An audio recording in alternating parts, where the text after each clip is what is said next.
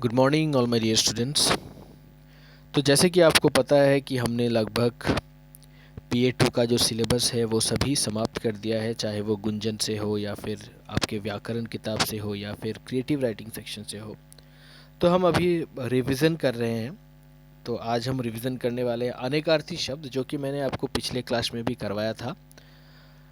तो चलिए देखते हैं हम अनेकार्थी शब्द का क्या किया था लास्ट टाइम, थोड़ा रिकैप कर लेते हैं। तो देखिए, अनेकार्थी शब्द का अर्थ होता है वर्ड विद डिफरेंट मीनिंग्स। जैसे कि जग के बारे में मैंने आपको पिछले कक्षा में बताया था कि जग, जो पानी का जग होता है जिसे हम पानी पीने का पानी रखते हैं, उसे भी हम जग कहते हैं। साथ ही साथ हमारे पृथ्वी को भी हम जग कहते हैं। तो यहाँ जग शब्द तो एक है, पर इसके अर्थ अलग अलग हैं। जैसे जग एक बर्तन है और जग संसार को भी कहते हैं। ऐसे शब्द जिनके एक से अधिक अर्थ होते हैं उन्हें हम अनेकार्थी शब्द कहते हैं। कुछ अनेकार्थी शब्दों के बारे में मैंने बताया था, जैसे तीर, नदी का किनारा और वान। उसी प्रकार पत्र के बारे में मैंने बताया था, पत्र हम चिट्ठियों को भी कहते हैं प्लस पत्तों को भी कहते हैं।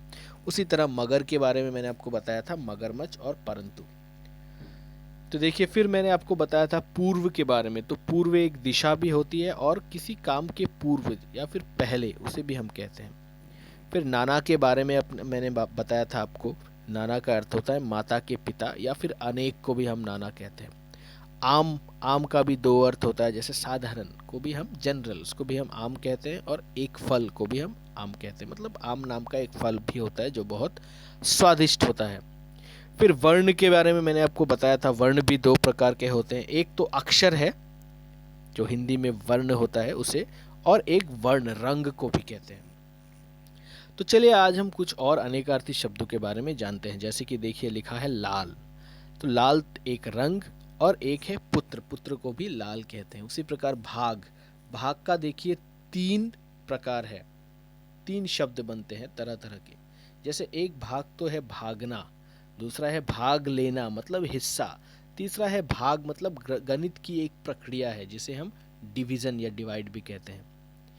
फिर 10th नंबर पे जो है वो है कर। तो पहला अर्थ है कर को हम हाथ भी कहते हैं। दूसरा कर मतलब टैक्स, जैसे हम कोई भी बिजनेस अगर करते हैं, कुछ भी हम सामान खरीदते हैं तो हम सरकार को टैक्स देते हैं, उसे भी हम कर कहते हैं। उसी प्रकार और एक कर का अर्थ है करना, कोई भी चीज करना, जैसे मैंने अपना काम कर दिया।